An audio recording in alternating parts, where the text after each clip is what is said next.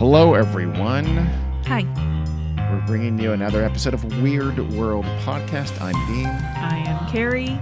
And we have no kids, so Sid's going to be unhappy with us. Sorry, we Sid. asked them. We did try. Yeah, they're just being, kids.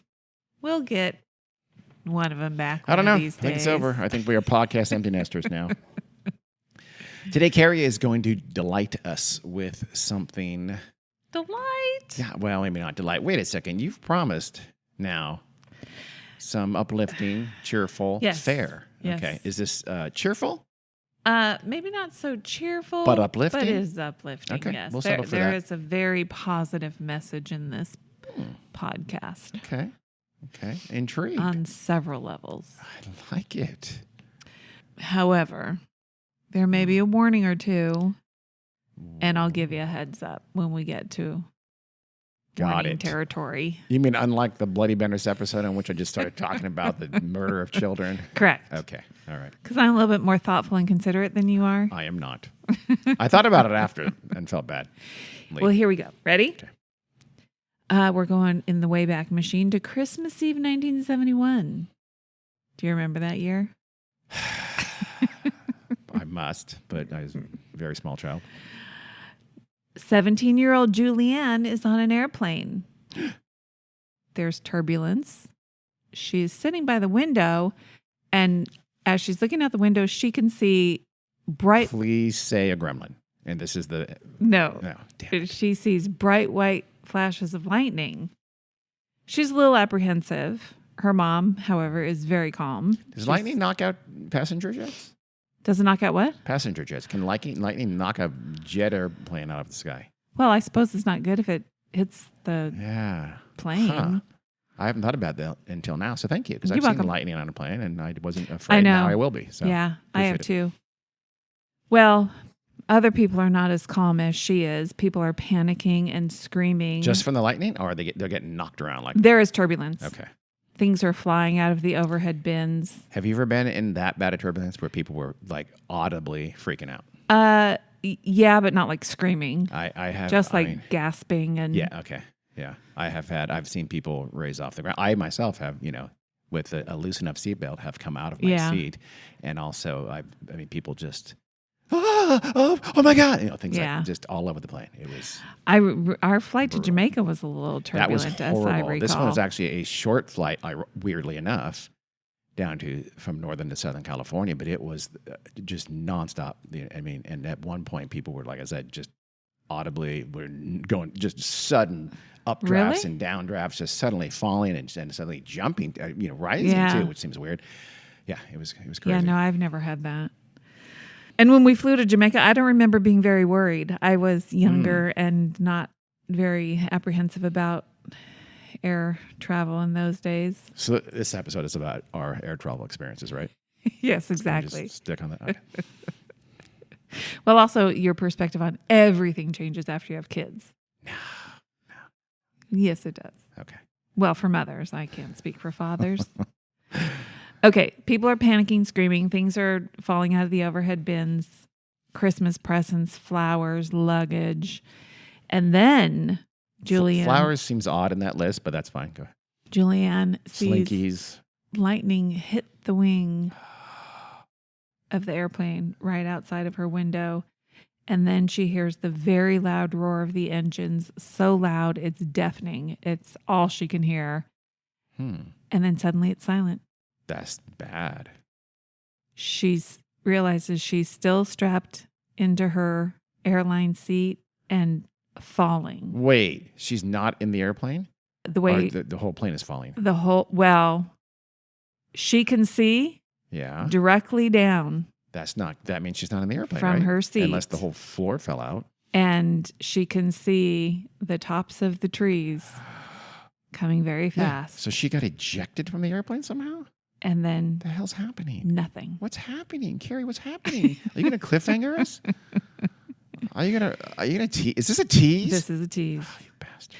Are you, I'm do you want to know what happens? I do. Well, we're going to go back to 1947 for a moment. Okay. Timeline started. Go. We are meeting an ecologist named Hans Wilhelm Koepcke. Koepcke? Koepcke. This is how I think you say It it. was 3, but this K-O- is 47, so I'm going to say ex-Nazi. Koepcke. Definitely not a Nazi. Mm. Hans William, nice young man. Okay, He's sorry. a scientist. Oh, okay, because the Nazis didn't have scientists. He's an ecologist. Okay. Not a very Nazi-like I don't know if there were endeavor. ecologists back then, but I'll take your word Of for it. course there were. Okay. At the University of Kiel, he meets a lovely woman named Maria von Michelitz-Radecki. Troop leader for Hitler Youth. Go on. No. They were both biology students. Maria's PhD thesis dealt with the coloration of wild and domestic doves. Therefore, she is a peace-loving woman. Those are the kind of dissertations people make fun of. Mm-hmm. And Hans Wilhelm's PhD thesis had to do with wood lice. Okay. You got to pick something.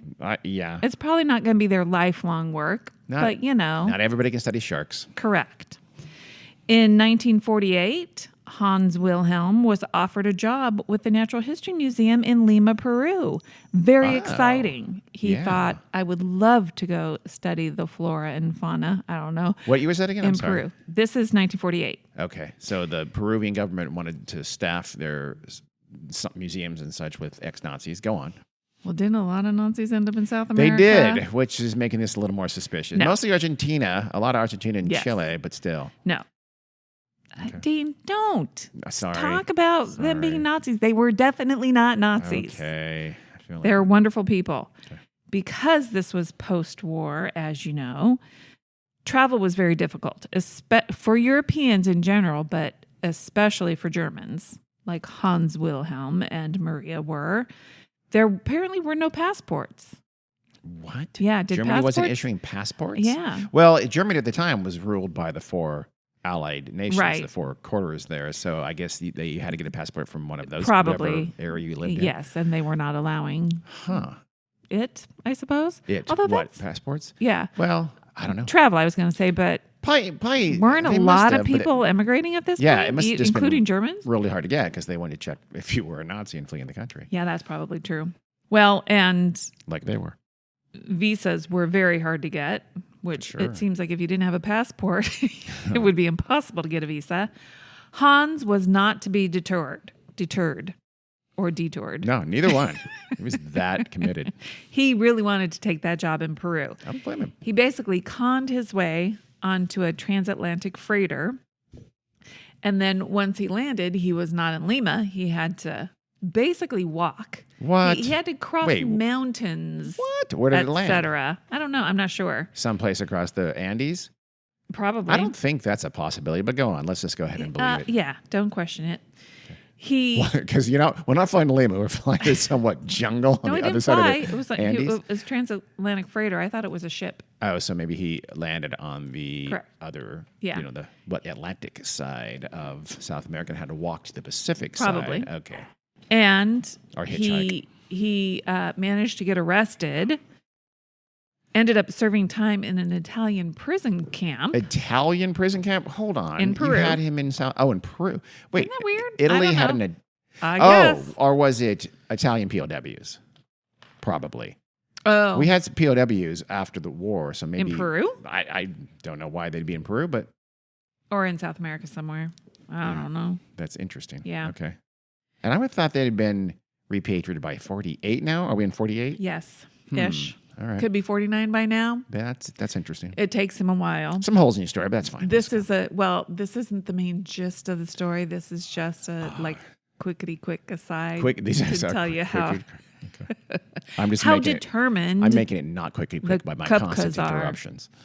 This is telling you the cut of the Koepcke jib. That was good. That was well thought out. Thank you. After he gets out of the Italian prison camp, he stows away in a cargo ship going to Uruguay by burrowing into a pile of rock salt. Wait, where was he?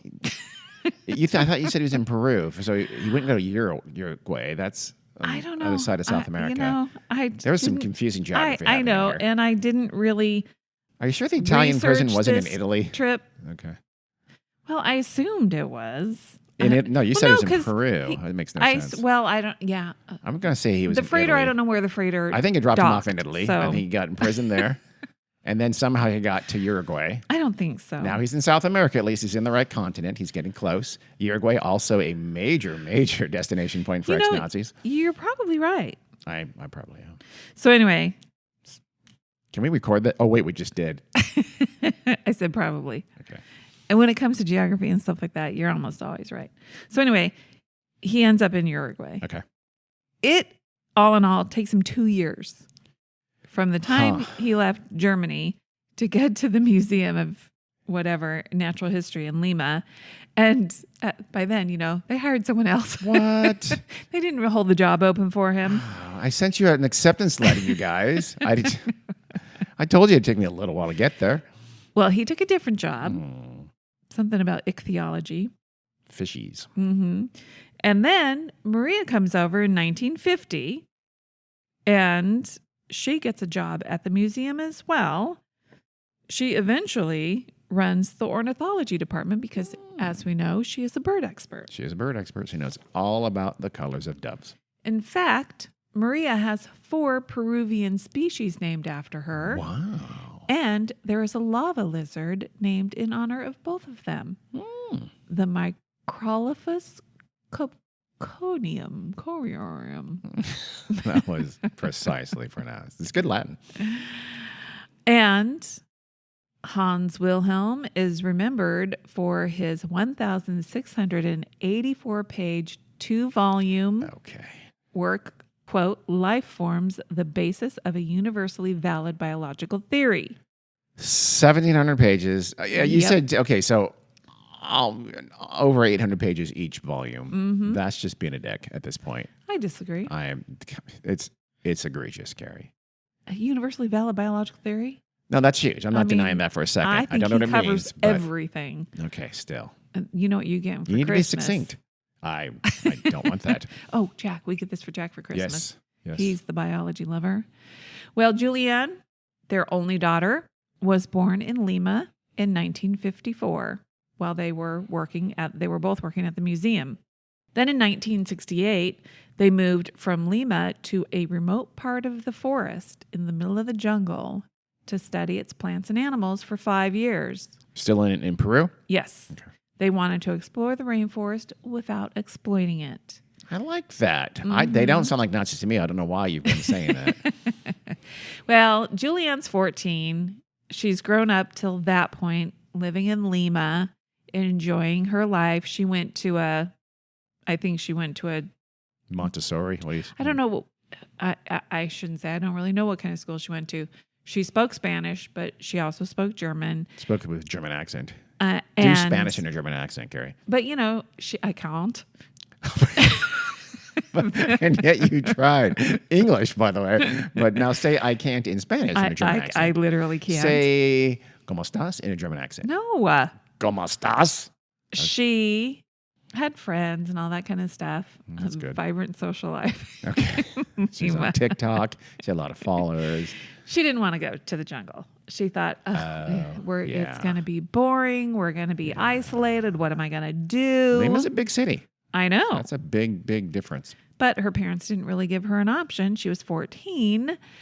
And when they got there, she changed her mind. It was gorgeous. She loved living in the jungle. And of course, she learned a lot. Her parents taught her a lot about living in the jungle. About doves and fish. They lived in their little outpost called Panguana. Panguana. Is that Pangea and Gondwana mashed up? It's named after a animal, a bird or a something. Okay. And they had a German shepherd named Lobo and a parakeet named Florian. Carrie, the German shepherd was named Adolf. You're not fooling anyone. Shut up. And you then noticed. What was the other animal? A parakeet. Named Benito. Named Florian. They lived in a wooden hut that was propped up on stilts. Stay out of the water, I guess? Floods and things like that? Probably. Okay. I mean, Or jaguar? Probably got pretty rainy and wet and muddy. Yeah. And the roof was palm thatch. Very Swiss Family Robinson. Thank you for that little architectural sojourn. You're welcome. Okay.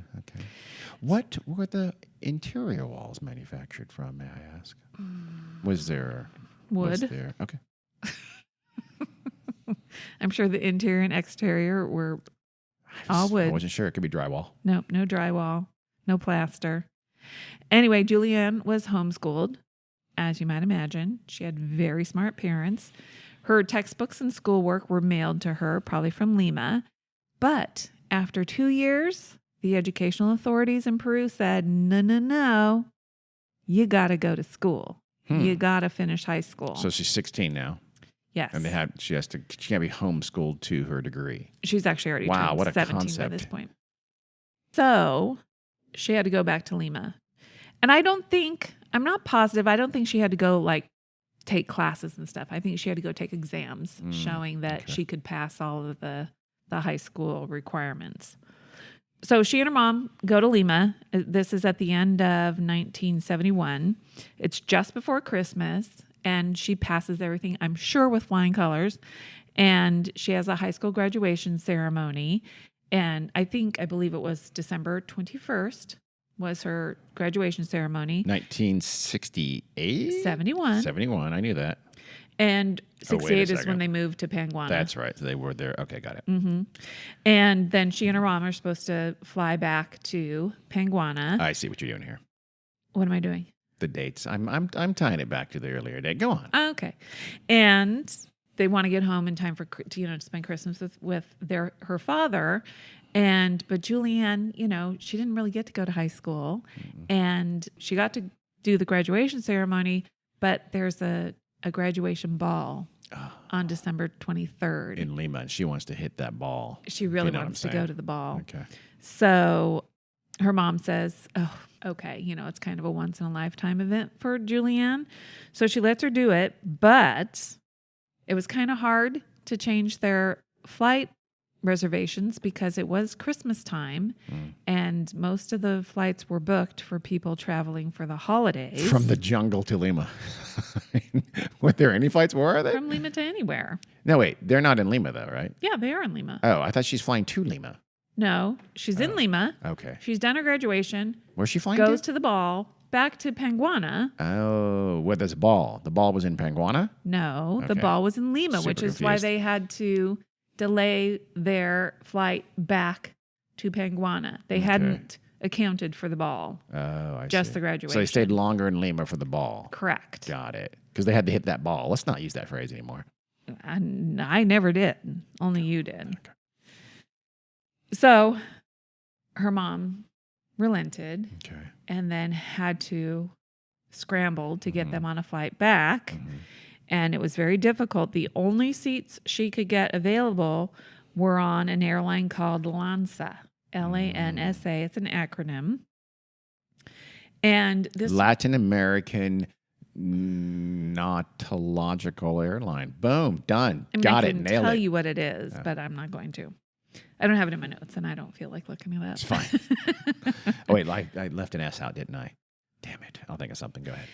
This airline didn't have a stellar reputation for safety, and I think it had recently had a couple of crashes. Ooh. And It was the Aeroflot of its day. yeah, her dad said, "No, I don't want you guys flying on that airline." Taken, he probably was saying, "Don't worry about being home for Christmas. Just, get home safely."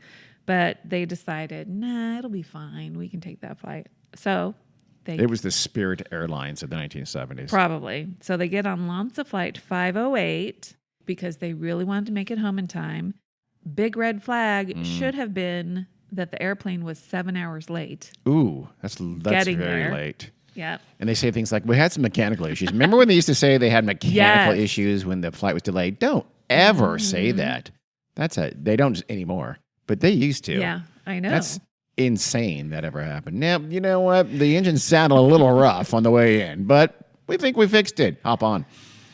Well, this flight was going from Lima to Pucallpa, maybe. There's a double L in there, which is a port So city. I didn't hear any L's, but It's a double L. Oh, So in okay, Spanish, gotcha, that's a gotcha. Y. So it's a port city on the Ucayali River. And from there, they would travel to Panguana, obviously. It is Panguana phenomenal to doesn't hear have you an struggle with airport. place names in South America. I feel love like it. I'm doing just fine. What country? Is all within Peru? I'm assuming so, Okay. yes. The flight was only supposed to last about an hour. Oh, okay. It was a short little flight. But into the jungle, over mountains, over the Andes. Okay. Yes, definitely over the jungle. I don't know about the Andes, but It would be over the Andes. okay. It was supposed to be a short flight. Yeah. About 25 minutes after takeoff, the plane was flying into the thunderstorm and began to shake Rattle. and roll. Yeah. No, that's terrible. You shouldn't say that. Okay. Juliane said, her mom was sitting beside her. Her mom was always a very calm person and said something like, hopefully this all goes well. Okay. They were seated in the very back row. And like I said, Juliane was in the window seat. Her mother was next to her. And Julianne's words, there was an obese man sitting next to her mom. No beast man? Obese. Oh, okay. Large person. Okay. A large, okay. When Juliane saw the lightning strike the wing, she heard her mother say, now it's all over. Oh my God. Not what a mother should say. They were holding hands. Yeah. This is when people were crying and screaming. Oh my God. And then it suddenly went silent. So the silence, and then you said earlier that she hears a deafening roar of the engines. roar. And that implies that, so she's out of the airplane, right? The fuselage muffles the sound of the engine. So the deafening roar, was that her coming out of the airplanes and being near the engines without the Probably. fuselage between her I mean, and the... basically the airplane broke apart. Okay. Because in air, okay. In the air, because that's how she is. When she's falling, she can see straight down. There's no plane in front of her. The way she describes it as, she didn't leave the plane left her. Wow. The fact that you're saying the way she describes it tells us what's going to happen here. Well, I just don't know how it's going to happen. Correct. So... Did she use the obese man to land on it? Dean. Oh, sorry. Too soon? I don't know. She said the treetops looked like the tops of broccoli. Really? Oh, yeah. Then she blacked out. So she's in the air. The plane has just crumbled around her. She's literally in thousands of feet, presumably. 10,000 feet. 10,000 feet. Which is about 2 miles. Oh. In the air. Damn. Mm-hmm. I imagine it's difficult to breathe. Nah. You don't think? I mean, you breathe. Okay. You've been higher than 10. You've been much higher than 10,000 feet. It's probably difficult to breathe when you're zooming very fast. Well, sure, but you've skied at higher altitudes than that, so you've been higher than that. Well, anyway, she does black out probably, yeah, for whatever reason. At least that high. Okay, so she blacks. Well, yeah. She is still strapped to her seat at this point, and as she falls, her seats are, it's 3 seats, connected together. Mm-hmm. That's her row of seats spinning Mm-hmm. as she's falling, basically upside down or, face down for her. And apparently her fall was cushioned by the trees. The row of seats, she fell in the row of seats. Yeah. And it was cushioned by the trees. So she's got 2 empty seats on either side of her. She's in the window seat. She's in the window seat. She's So on she the had end. 2 empty seats next to her. Yeah. One where her mom was, and one where the large guy was. Yes. And they're not there any longer. I don't think as she was falling, she was conscious of, I think she knew she was alone. I'm not sure. I don't know if she knew she was alone or not. That implies that she had her seatbelt on and they did not, I would guess. Yeah, possibly. So as I said, she wakes up lying down underneath something. She's in the fetal position. She was unconscious all afternoon. I think the flight left around noon. So they crashed sometime before 1 p.m. She's wearing a watch and it's still working. She wakes up at 9 o'clock the next morning. She needs to do a commercial for that watch company. So she was unconscious all afternoon, all night, God, and Lord. in the morning. Are you going to get into the 9 o'clock? medical? I mean, how the hell did she survive that? Are you going to talk about that? I'm assuming you're going to do. Yeah. Okay. Well, how she survived the 10,000 crash and the feet. impact. How do you do that? I don't care if you're cushioned by the canopy of trees. That's what they think. She was still strapped into her seat, so her seatbelt is what kept her in the seat, obviously. Okay. And then they think the updraft of the storm, there was an updraft from the storm, and the fact that she was still in the seats, I think she was aware of it kind of rotating, spinning. Yeah. And so you know how like she likened it to like the little maple leaf seeds or whatever as they spin, as they go down. Yeah. I mean, you're shrugging like that should mean something. That should save her somehow. Huh? It isn't like a parachute. Well, because those are leaves, and they're light, and they have I parachute like volume to there or spread out. Correct. She's not. Not really. No. But this is what they said: the updraft of the storm, the very dense. I mean, this isn't like a tree here and there. It is very dense. I know. No. Amazon rainforest. Sure, but it's not like you're still falling 10,000 feet. She did. Her injuries were surprisingly minor. She had a concussion. She had a broken collarbone, and she could tell that it was broken because it was crooked. But she said, there was nothing breaking the skin or anything like that. She had an injured knee. She had like a ruptured ligament or whatever, a sprained knee, but she could still walk. And she had gashes on her right shoulder and left calf. Probably the worst for her in her situation was one eye was swollen shut. And in the other eye, her field of vision was narrowed to just a slit. Oh. She was also very nearsighted, and her glasses were gone. So she had no glasses. And let that be a lesson. You always bring a spare pair of glasses. Which would be gone. And they'd be fine. They'd be fine. She was wearing a sleeveless mini dress, a la 1971, and she was wearing sandals. And one of the sandals was missing. So she's wearing a sleeveless mini dress and one sandal, and she can't see very well. It was also the rainy season. So she was soaking wet and covered with mud. She figures it had probably been raining off and on all night long. When she woke up, she realized she was under the seats. Oh, okay. So at probably impact or whatever, falling through the trees, she became unbuckled and landed on the ground. While she was laying there, she could hear birds and frogs and insects, all sounds that she was familiar with and recognized from living in Panguana. And it was at this point she realized she was all alone. Yeah. Completely alone. No debris even? Nothing? Well, I'm sure there was debris around. Not a ton. This was not the main part of the plane wreckage. This was just her portion of the seats. But no bodies. No other bodies around her.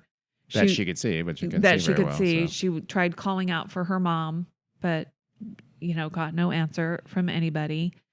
So there she was, all alone, no glasses, can't see anyway, out of one eye and barely out of the other, one shoe, and she was able to find a small bag of candy to eat. Nutritious. This was all written on tree bark because she died, right? This is nuts. She didn't say she had a pen with her. Because of her experience living in the jungle, which was very lucky for her, I would have stayed curled up in a fetal position and waited for somebody to find me. No, you wouldn't. If you know there's no one around you, you'd at least try to walk. I bet you would.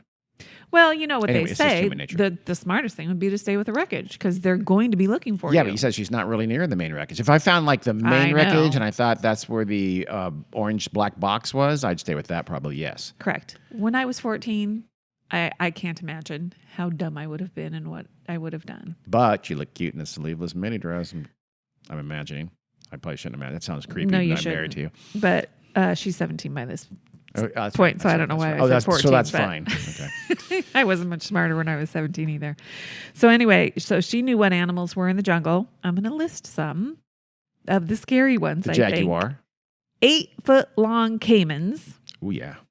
Which are like alligators, crocodiles, kind of things. Poisonous snakes and spiders. Sure. Bees, mosquitoes. These aren't scary ones, but still they would be annoying. Bees and loud mosquitoes. Frogs, salamanders, the occasional river stingrays with barbed, venomous tails. Yeah. That would lash out at you. Can't help noticing you're not mentioning jaguars.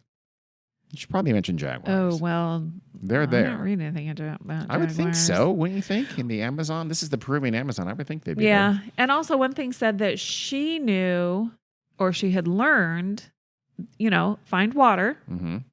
river, or, Yeah. a little whatever going Drink to it, get Girardi, and die. going to That's a river. Uh-huh. Well, and follow it, Yes. because Follow it down. yes, that's where you will find Civilization. people somewhere. She also said that she knew that, I guess, the caiman won't attack people. See, okay, when I was in don't Costa know. Rica, I know. have I ever told? I know you know the story, but I was in Costa Yeah. Rica, and we were well into the jungle, and our guide, 4 of us actually. I was with 2 friends. We had another guy, and she said, we're going to follow the trail back. If you want, you can just go down the river. The trailhead would meet the river eventually back again. So Yeah. we went down the river, and and then it branches off, and she's higher than us, and we're down just enough so we couldn't really go back to where the trail and the river met. We've made our choice, and she says, by the way, there's caiman here, but they won't attack you. See? Probably. Yeah. Well, they're yeah. So okay. So naturally, Yeah. and I was That's what Juliane scared learned shitless the too. entire time, and it was Well, not fun. so she walked through the water. She also, I'm still not going to trust the 8-foot caiman won't attack me because it could. well, she was more worried about snakes Yeah. on land, and she said there Oh, are snakes there that look like dried leaves. Oh. So does she go in the river to follow it, or does she try Yeah. to go along? Because Yes. you kind of have to. It's very hard. Yeah. In rainforest to follow the sides of the river. It's very very difficult. I think she was walking through it, and she also, remember, she can't see well. Yeah. So it's probably a lot harder to navigate the land and not trip over tree roots and vegetation and all that kind of So stuff. is she walking or swimming? Is it shallow enough where she can walk? She's probably doing both. Okay. I think she starts out and it's like a very thin little, creek So or whatever. Which implies she's at the source. It's well, it's going to broaden and widen and deepen, I'm sure. yes. Okay. It's also, like I said, the middle of the wet, rainy season, so there's no fruit readily available for her to pick and eat. No dry kindling. Everything is wet, so she can't make a fire if she even had a way to start a fire. And then the only thing she had to drink was river water. And you got to be careful of that, too. Yeah, and she had finished the candy at some point. No more lemon so heads? She didn't have anything else. Terrible. And she could hear airplanes flying overhead.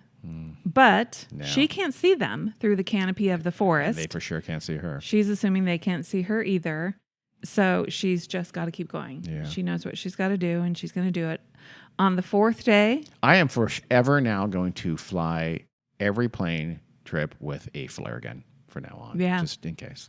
Even in your though- pocket, Yes. which you won't get past security. But I'll good luck. see what I can do. And if I'm flying to Burbank, I'm going to have a flare gun in I'll case I tell go you- down outside of Fresno. You know what you should What? have in your pocket? What? A mirror. Lemon heads? Oh, a mirror. Why? SOS signal. They could, Interesting. I don't know how that is going to get through the trees, but some article or something I read in conjunction with this story, somebody said, or maybe it was a different plane crash, but whatever, a little pocket mirror. Or a flare gun, but Well, Dean, you're not getting a flare gun on an airplane. you watch me Okay, I will. in jail after I'm arrested for having a flare gun. You watch me. Exactly. 4th day, she can hear sounds of, because she knows everything about everything, especially birds. Okay. She can hear a king vulture landing. Oh, She knows what that sounds like, okay. which also means she knows that it had found carrion nearby. Yeah, so she's going to go get a meal, isn't she? Which means there are probably victims of her plane crash. Oh, I was thinking. Nearby. Oh, gross. That's what she's thinking. Okay. I was thinking she's going to go, I'll go steal that meal and eat it. No. You know, dead animal. No, that's not what she's thinking. Damn it. Okay, this is a little warning. If you don't want to hear something bad, fast forward about 10 seconds or so. Okay. About this time, right after she hears that, she comes upon some of the wreckage, including 3 people in a seat who landed head down. Their top parts of their body embedded in the ground because that's how they landed, obviously with some amount of force. Yeah. It was horrifying. Yeah. But And she sees one of their hands move because they're still alive. no, they are definitely not still alive. Zombies. One of them, at least, was definitely a woman, and she had to know if it was her mom. Oh, she's just go check? So she didn't want to touch. It was the first time she'd ever seen a dead body. She's horrified, and she doesn't want to touch a dead body. So she gets a stick, and she uses it to turn the woman's foot. And she can see that the woman has painted toenails. Mm-hmm. She knows it's not her mom because her mom never painted her toenails. By the way, if you just fast forwarded, just keep fast forwarding again. Go ahead. She's relieved. You said 10 seconds, which is much, not nearly enough. But go ahead. She's relieved, and then she feels horrible that she's relieved that it's not her mom because it's somebody else. So on the 10th day of walking through the jungle, about this time, oh my God. She has to be, she's not eating anything? I think that's what I was going to say. With that wreckage, I think she finds like some kind of cake or something. Okay. And she tries it and it's inedible. She can't eat it. I would eat it. It's horrible. She doesn't. I don't care. I know. So yeah, 10th day. It's cake. You know the alternative in South American plane crashes to cake, don't you? It's not I don't good. want to. I don't want to. Okay, well. She's having a hard time by this time, even standing. So I think she's drifting down the river as best she can. And she sees a boat. It's a large boat. And she's probably even maybe semi-conscious at this point. She thinks she's hallucinating. She sees the boat, but she's not sure that the boat is really there. So she makes her way over to it and touches it. And it's a real boat. So she says at that point, she just has like a rush of adrenaline because she realizes there's got to be people nearby. They're drug smugglers and slavers. Oh my God, this is what she's going to end up in Turkey. No. Turkey, I don't know why I just bagged on Turkey. I meant to say Albania because I've seen Taken. But, okay. Well, she sees a little trail leading through the jungle and thinks, great, that's where the people are. So she follows it. And wait. She finds the boat, but no one's on the boat? Correct. Okay. It's just a boat. So it's moored, I guess, to the riverside? Okay. Yeah. And she says it's a large boat. Oh, yeah. And so then she sees the little trail. When you go I'd go on the boat and wait for, they got to come back to the boat, you'd think. She goes to the trail and finds a hut. Oh, okay. All right. She sees a hut, a little hut, an outboard motor. So they took the motor off the boat, apparently, and some gasoline. Is she going to steal a boat? Gross warning. Gross. Okay. If you don't like to hear things. That are gross. Yes. Fast forward 30 seconds or so. Okay. She had a wound on her arm. Remember that we talked about earlier. She realized at this point it's infested with maggots. That's not that gross.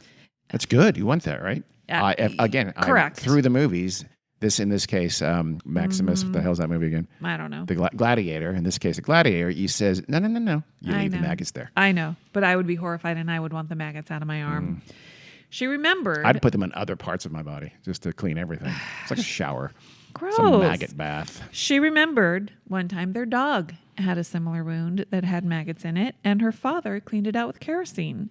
So she sucked some gasoline out of the can and used it on her own wound so that the maggots are going to leave the wound to escape the gasoline. Yeah. It didn't work that easily. Maggots love the maggots were gasoline. Trying to burrow further down, probably to escape the magazine. No. She ended up having to pick them out herself. Like 30 maggots out of her arm. If you could see Carrie's face right now. She said she was very proud of herself. I'm surprised Carrie has not vomited yet. But I'm pretty proud of her too. And I'm proud of you. Actually, I would be horrified. You're the hero here, but Carrie. I am not all that grossed out by maggots, to be honest. Okay, well, you're changing. That's fine. But I recognize that would be difficult for others to listen to. Yes. Okay. There's nobody around. See, that's weird. There are no people there.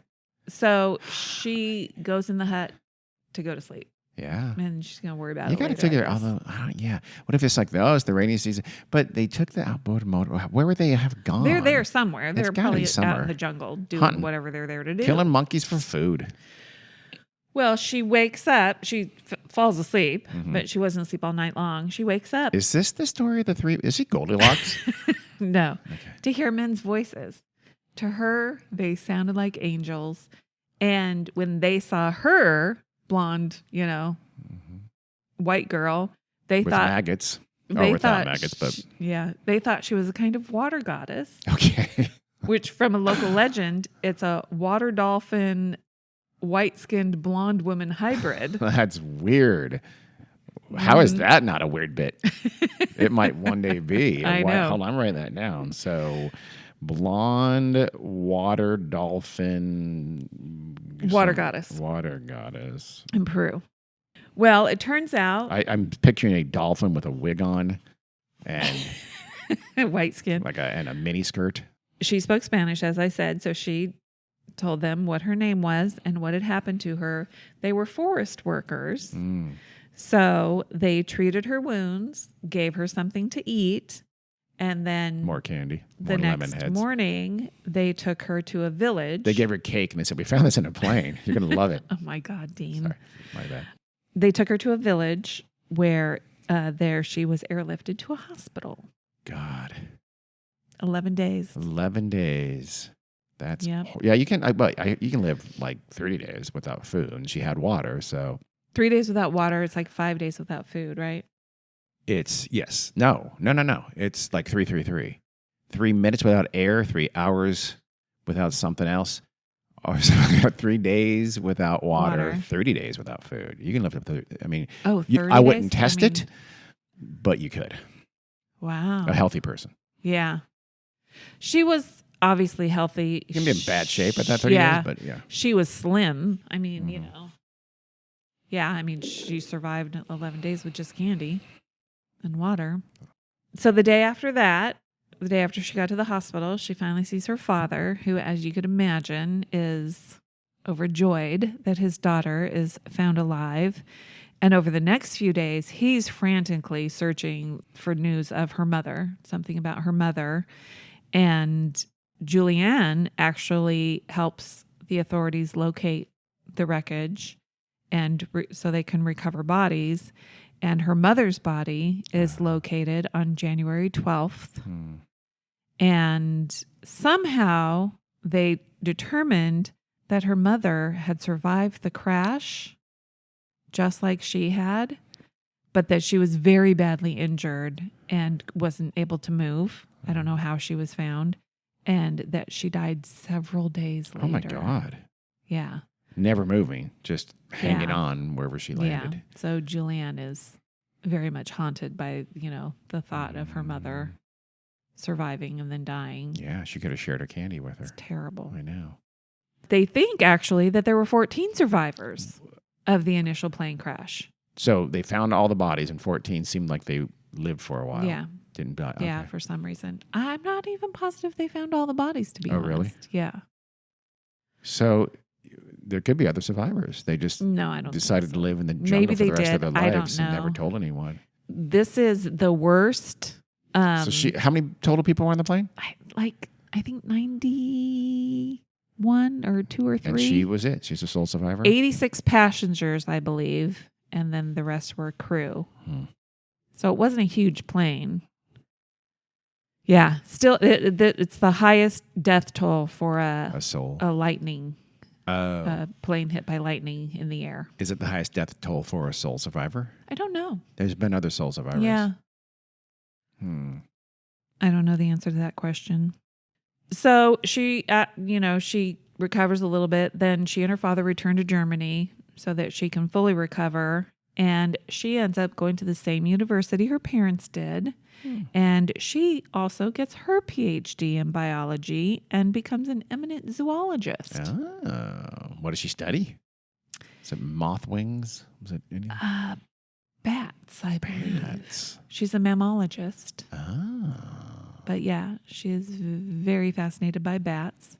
She marries an entomologist who studies parasitic wasps, which is They're kind of interesting. They're not coming back to the jungle, are they? His name's Eric Diller. Okay. So they're both Dr. Dillers. She does go back to Peru. It was probably pretty difficult, and it was a hard decision for her to make. It was gone by boat. Difficult for her to get on an airplane and go back to Peru. But in 1981, she spent 18 months at the actual station that her parents had founded while researching her graduate thesis on diurnal butterflies. Did I kind of call it with the moths? I kind of did. And her doctoral dissertation on bats. And then in 2000, her dad dies. And she takes over as the director of Penguana and she's the primary organizer of international expeditions to the refuge. Oh. Yeah. And did she ever fly to Lima? Because I would not.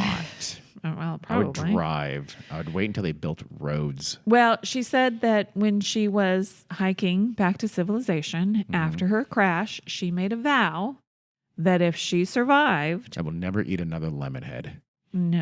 that she would devote her life to a meaningful cause that served nature and humanity. And she chose bats.